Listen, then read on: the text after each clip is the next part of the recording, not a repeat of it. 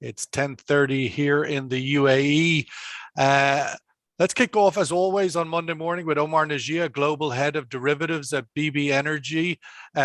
Omar, we saw last week I don't know if it's a correction. What is a correction these days? 13% decline in the oil price last week. What does that get defined as anymore? Maybe you can tell us how you would define that. But ultimately, it seemed to be propelled by the announcement of the US and other OECD countries of a SPR release. Your thoughts on last week's performance of the market and its correction or its decline, and where we're going this week, do you think?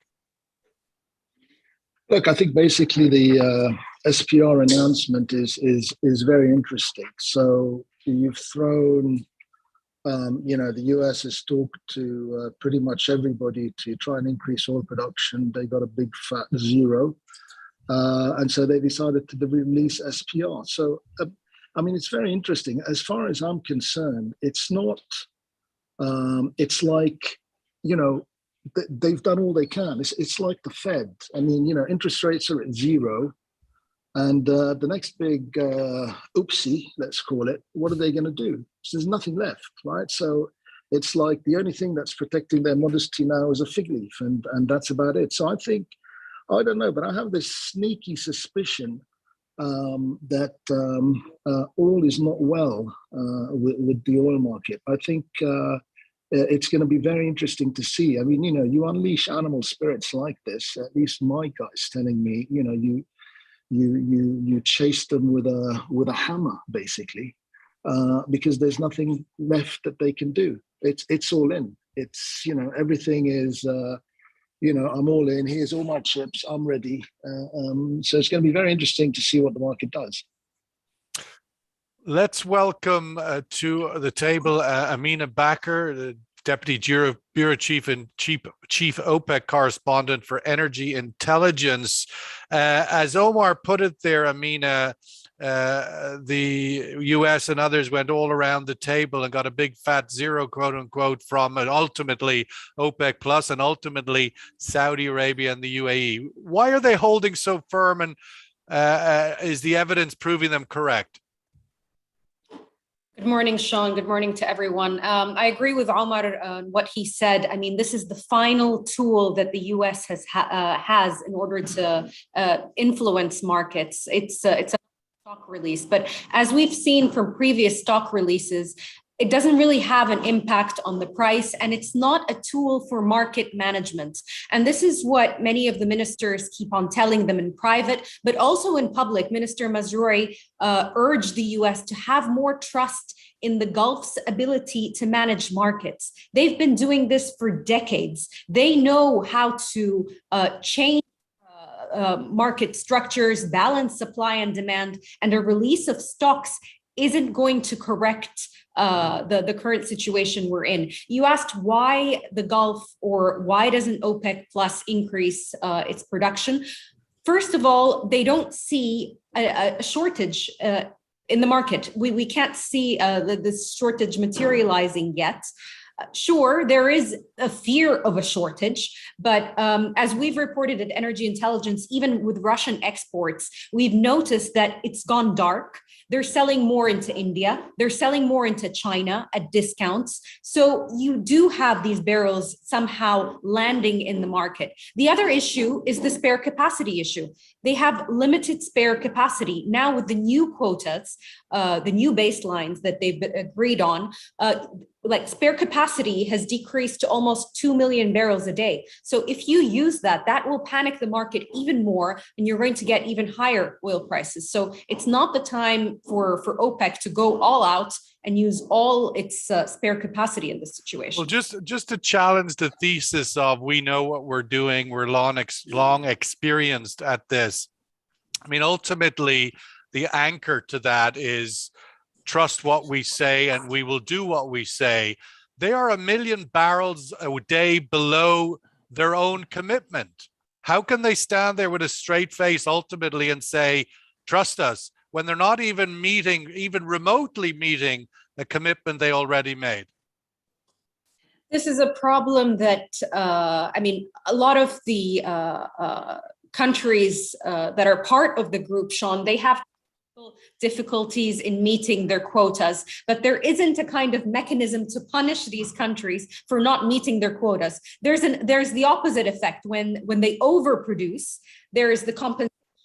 But when they underproduce, there isn't a mechanism for them to say, for the producers to go back and say, okay, you need to start producing more, or we will compensate on your behalf. Unity, keeping unity in the group is a top priority. And nobody wants to rock the boat and say, okay, UAE and Saudi Arabia will step in and compensate for those countries unable to produce their quotas. That's going to break up unity in the group. For the time being, this is the best they can deliver. And with the higher baselines now given to those 5 countries that include Saudi and the UAE, you are going to get more of that 400,000 or 432,000 actually delivered to the market. Let's welcome Daniel Rahmat, Senior Energy Security Consultant based in Tehran. Daniel, Omar and Emina both sort of overlook the other tool that is in the US box, if you like. The other SPR tool is the 60 plus million barrels of storage in the Iranian floating vessels around the world. That could be the next big flood to the market. Daniel, your thoughts? Once again, we're waiting for this deal that never arrives. Hello, Sean and everybody. Glad to be here. The issue of Iranian floating reserves is somehow very complicated. Recently, Minister of Petroleum here said that Iran had stored 87 million barrels of condensates on offshore and onshore reserves on September. And since it was problematic, they sold a big amount of that to domestic petrochemical plants, which are not actually the most appropriate user of those barrels. But we hear very different statistics about the Iranian floating reserves in the country, or even through the international consulting firms. But I think the Iranian floating barrels are going to be somehow a very short time, actually, let's say element to the fundamentals of the markets. They're not going to make an eventual change in the markets, but for the short time, they're going to make changes in the prices. But Daniel, if we look at the other side of that coin, obviously to get whatever amount of barrels Iran may have to bring to the market, they first have to get a nuclear agreement in Vienna. What are your thoughts on the outlook of that? We had the Iranian foreign minister overnight commenting once again that we're very close, but ultimately that last mile seems to be the longest one. Pardon me, I couldn't hear your words. I say the Iranian foreign minister was quoted overnight yesterday saying that, again, the deal is very close. I'm wondering, from your analysis, Iran has had the habit in the past of overreaching, of over forecast the strength of its own hand. Your thoughts on where this deal is at? Could it still not happen? I suppose that would be the greater surprise than it happening, because now the expectation is for it to happen. As long as I'm concerned, the deal is going to be made if IRGC is removed from the terrorist organizations list in the US. But even if the IRGC is removed from the terrorist organizations list, it's going to remain sanctioned because most of the sanctions on IRGC are now related to the nuclear issue. But if we consider that IRGC is responsible, this is based on the Ministry of Petroleum's announcement, is and has been responsible in recent years for delivering Iranian crude in close partnership with Iranian National Tanker Company to deliver the tankers to the customers around the globe. If IRGC remains even sanctioned, there would be a significant problem for the Iranian oil cargoes to be sent to the markets around the globe. But I think apart from this issue, if the sanctions are removed by any means, Iran is not going to be able to produce more than 1.2 million barrels maximum in the very short time. And I think this is that 1.2 million above where they are already, or actually based on what they say, yes. But I think recently they have this news is for December. So considering the amount they have increased their production recently. I mean, NIOC, National Iranian Oil Company, has increased the production. The amount of very immediate increase in the production is not going to exceed 1 million barrel per day. So depending on how much this can make changes or impact the fundamentals of the market, this is going to be the change Iran can make in the change Iran can make to the markets in a short time. Omar, prior to the recent shock and awe disruption from the Ukraine war, you were forecasting that come the second quarter, the momentum of this market would run out. Your thoughts now, how structurally the market has changed? Many forecasters, not yourself, but obviously within the context of the point I just made, there was a lot of analysis at the beginning of the year that this would be a year of two halves, that there'd be a lot of tightness in the market in the first half, and then a lot that would ease into the second half and prices would come off. Has that equation completely disappeared now because of all things related to the Ukraine-Russia conflict? I think big time. I mean, I think the market underestimates the stuff to do with Russian sanctions. I think everybody, I don't know a single person basically who understands what Russia's saying in terms of paying with rubles. So they say, they can still pay with euros. And yet Russia's saying you have to pay with rubles. So what people don't get is what Russia's saying is that Europe can pay with euros, right? Those euros go into a Russian bank, and then they sell those euros in the internal Russian market to try and raise rubles. Now, if you think about that, what it means is that Russia will have complete control on the exchange rate, complete. Second of all, try selling euros in the internal Russian market. Who's going to buy it?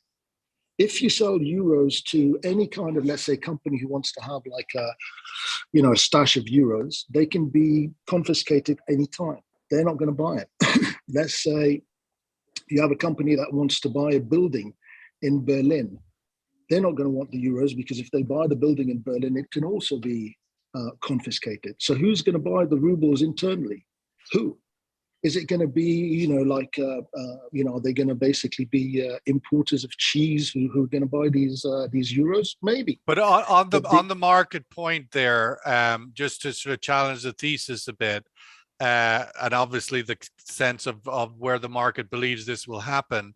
We've had a few kind of red lines drawn by Russia in terms of these issues, and they've stepped back from them.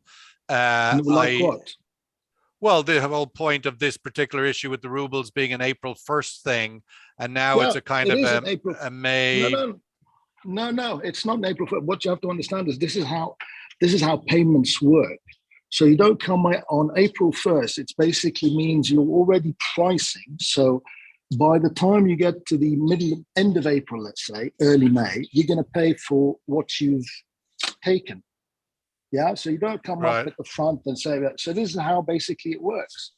So again, the idea that they've stepped back, they're not going to do it. The concept being that you're going to have to sell euros for rubles in the internal Russian market And those rubles will then go to a bank, and you will get the equivalent gas as the rubles that you have. So if your rubles aren't enough, you're not going to get enough gas. So the they follow through control of all of the that exchange is rate, and they control the amount of gas that you get.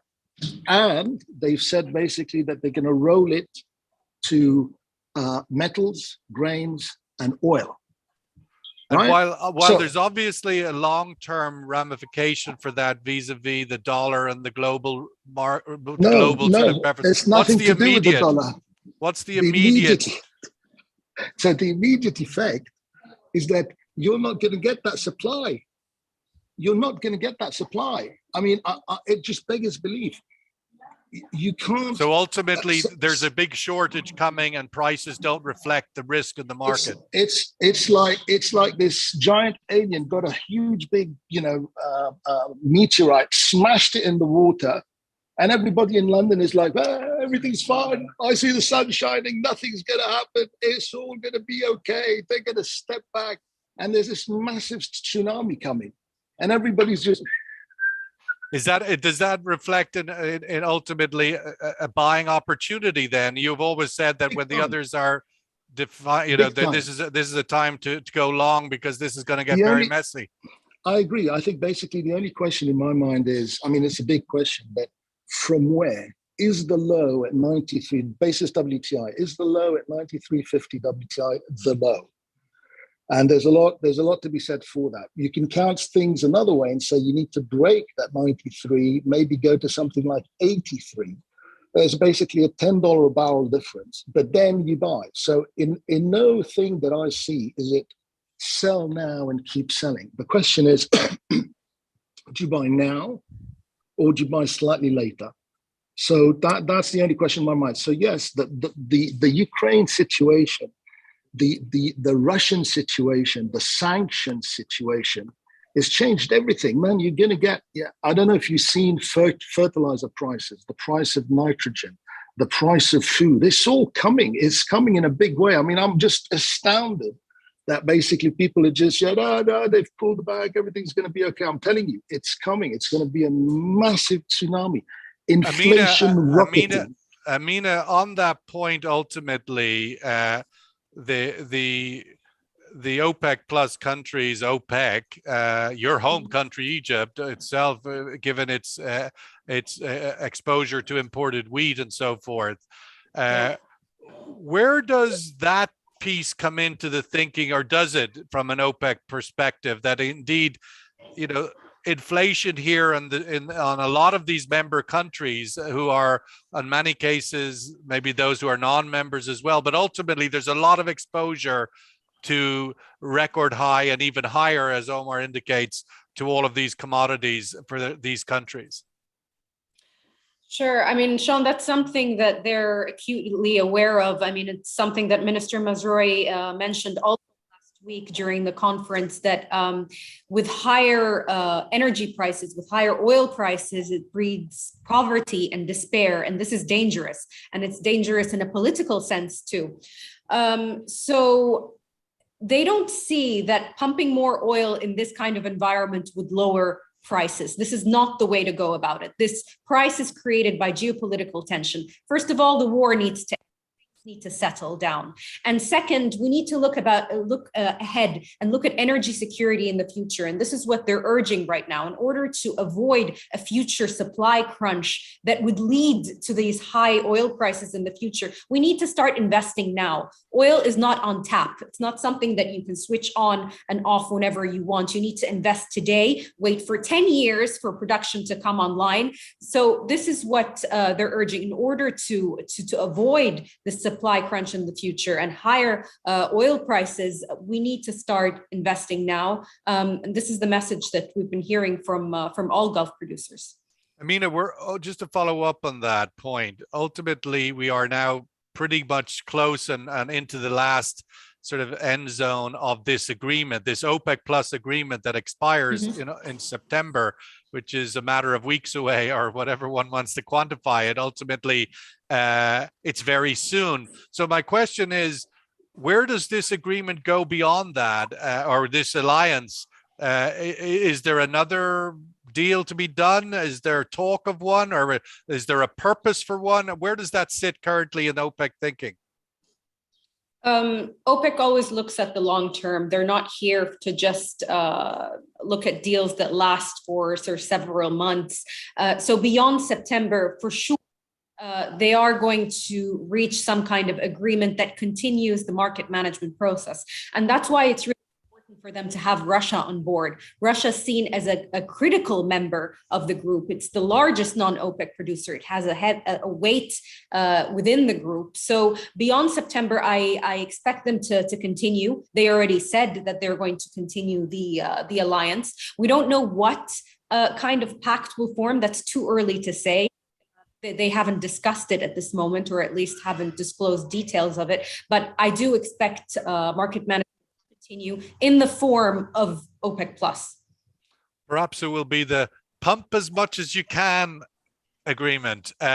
Daniel, the other news over the weekend, which we haven't even mentioned and obviously deserves acknowledgement, has been the ceasefire in Yemen. After 7 years of conflict, the first, I think, a 2-month ceasefire.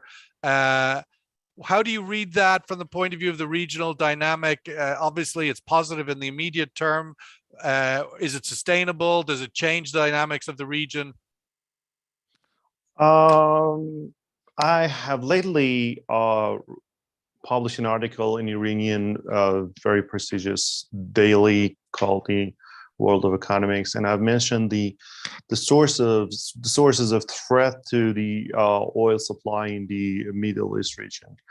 Actually, the Russo-Ukrainian war has brought the risk of escalation to other conflict zones in the Western and Central Asia, including Yemen, and Iran and Saudi have been talking and have been discussing the ceasefire for several months in Baghdad, and eventually they have probably reached something that has resulted in ceasefire in Yemen. But we need to consider that Yemen, Libya, even parts of Iraq and Kazakhstan are very potent for escalating the Russians and Western actually energy war, and Russia could weaponize Kazakhstan, Libya, Yemen, and probably parts of Iraq for escalating the tensions. But Yemen itself, since it has access to some technologies, including missiles and drones, which can threat the oil production in Saudi and the UAE, could be more serious comparing with the others. So I think this could be a very positive news for both OPEC and the world global energy markets. But in terms of how the sustainability of such agreement or ceasefire, I have serious doubt because the fundamental geopolitical problem in Yemen is not solved yet. Yeah, well, maybe it's a curtain raiser to hopefully a deal in Vienna as well. That maybe somehow these two are connected. Let's go to the survey question this morning, which is looking forward, as Omar has obviously in his thoughts about the underpricing of the risk to the markets, the energy commodity markets. But my question ultimately is on the other side is the financial markets, equity markets have all had the sort of worst performance in the first quarter that we've seen in a few years. All of the major indexes are down, as highlighted here in the question. My question to the room is this a cuckoo in the coal mine warning that recession is coming? Ultimately, which will come first? Perhaps Omar's view that all of these prices are going to skyrocket, or will that trigger the recession, or will the recession come before that, or will both? Nonetheless, is this like the equity markets are typically forecasters of future? And my question to the room is the equity performance of the first quarter a forecast for recession coming? Omar, obviously beginning of the week again, just wrapping up, final thoughts, 13% decline last week. Is there any way to even gauge what the momentum is this week? We're coming out of the opening in Asia this morning. First it was down on the good news of Yemen, then it was up out of concerns for supply. Look, I think I'm not. I like the market. I mean, I still like the market. You know, all this stuff in Yemen and Ukraine and whatever. What people forget is that, you know, a lot of countries have shown themselves not to be agreement capable, right? So take the Ukraine and Russia, right? They agreed 8 years ago to do something that hasn't worked. So why would you think that, you know, Russia would negotiate with Ukraine for this? I mean, it just doesn't make sense. Maybe, like, you know, as window dressing or to buy time, but I find it amazing that people just take it as faith. Yes, they're going to agree, and, you know, blah blah. Same thing with Yemen. So Yemen's been with us for a massive amount of time.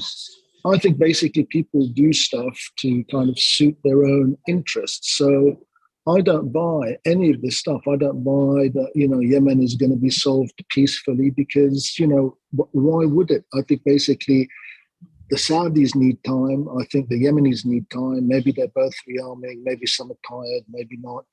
But to kind of think that, you know, yeah, we're going to have an agreement now. Why? What's changed? What's new? Nothing. Absolutely nothing. Geopolitics get worse, not better. Why? Because we're heading into a multipolar world, right? So it's like, I do think there is a point. I mean, obviously, for brighter geopolitical brains than mine, but ultimately, exhaustion does eventually feature in conflicts. Well, yeah, I mean, look at Afghanistan, right? The US was there for 25 20 years. But 20 it years. takes a So while. that's like 20 years. So no, I don't believe that's true.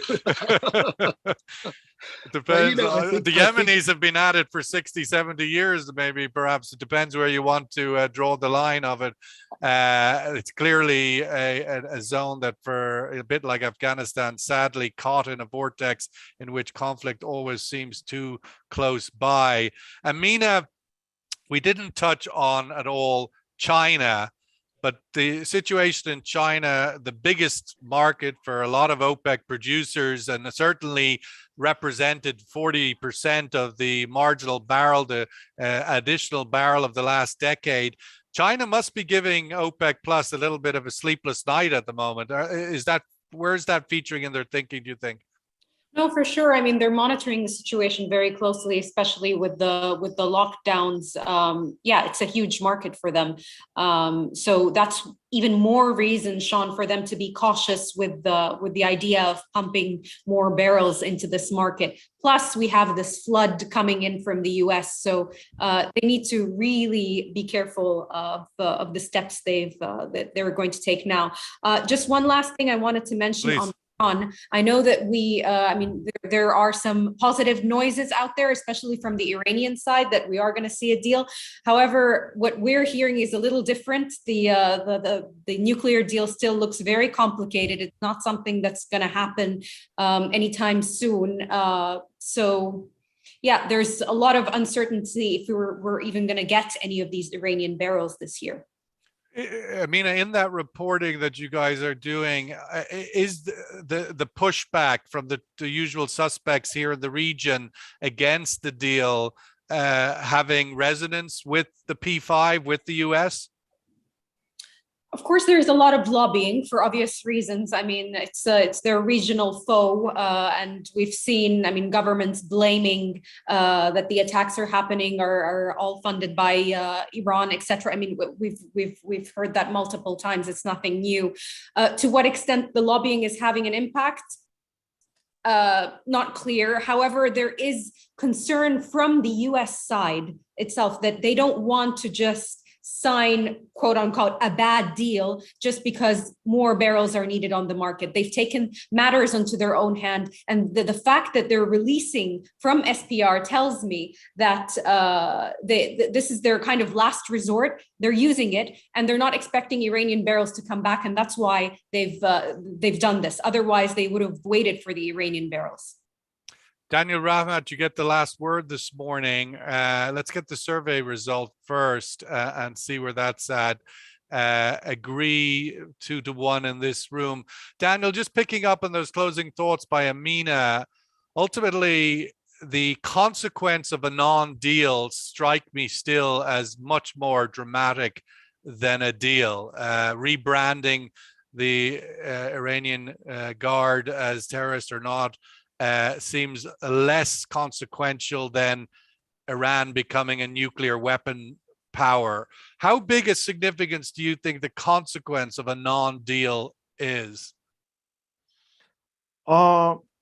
It has both domestic consequences and international, let's say regional consequences. Apart from whether a deal is going to be made or not, Iran is going to continue, according to my understanding, is going to continue its military actually activities in the region, in Yemen, in Palestine, in Iraq, Syria, etc. So Iran has some security or, let's say, expansionism plan in the region, and this plan is tied to its long-term geopolitical actually dreams. Iranian government has some dreams which they're going to pursue for any cost, but regardless the results of the JCPOA, they're going to continue these plans. But the main issue is going to be the speed of these plans, actually based on how much money they have or how much international pressure they may feel if they're not sanctioned. So this is very complicated based on my understanding. But domestic consequences are going to be more severe because Iran has been deep inside recession and deficit every year, printing more and more banknotes, high rates of inflation, maybe up to 70%. And this is going to be a disaster for Iran in terms of domestic security and domestic legitimacy. So I think Iran has to come to a deal with the U.S. Regardless what is going to be the fate of IRGCs remaining in the list or not, because IRGC, as I told you, by any means is going to remain sanctioned. So in terms of the Iranian side, the problem is somehow a sort of presage or somehow a sort of gesture for domestic politics. But in terms of international relations and regional policies, even though Iran has agreed or not agreed with the U.S. to come back to the JCPOA, it's going to, as I said, continue its military activities. But Iran's role in the energy markets in the short time is not going to be that much affected by the JCPOA because U.S. has already eased the sanctions and Chinese are officially purchasing Iranian oil. Even larger refineries have started to purchase Iranian oil. Many Asian countries, including India, probably South Korea, have started somehow initial negotiations for Iran how to purchase Iranian oil if sanctions are lifted. So I think on that regard, the Chinese will also need to start expressing some pretty vested interests about this agreement. Obviously, this is not an agreement with the United States. This is an agreement with the permanent 5 members of the Security Council and Germany. And if China is agnostic about these issues and the risk to the region of a nuclear-powered Iran, then they are much more dependent on energy flows out of the Middle East than America is. So I would expect they need to start expressing a sense of importance on this agreement, perhaps, which they don't seem to be doing presently. We could talk about this all day. I'll just finish off with, I saw an interview over the weekend with Ian Bremmer, a fairly well-respected Eurasia president and geopolitical analyst, in which they said there was a 2-week that Iran could develop, that they're 2 weeks away from essentially weaponizing their nuclear facilities. That seems like a pretty dramatic moment, and maybe in the shadow of Ukraine, it isn't getting the kind of attention that it deserves, but perhaps it is in the quiet of the corridors that we're not privy to. But we'll wrap it up there. Amina Bakker, as always, thank you so much for coming back to us every month. Really appreciate it. Daniel as well. Omar, every Monday wouldn't be the same without you. Thank you and have a great week, everybody. We'll catch up every morning, 10:30 a.m. All the best. Thank you very much.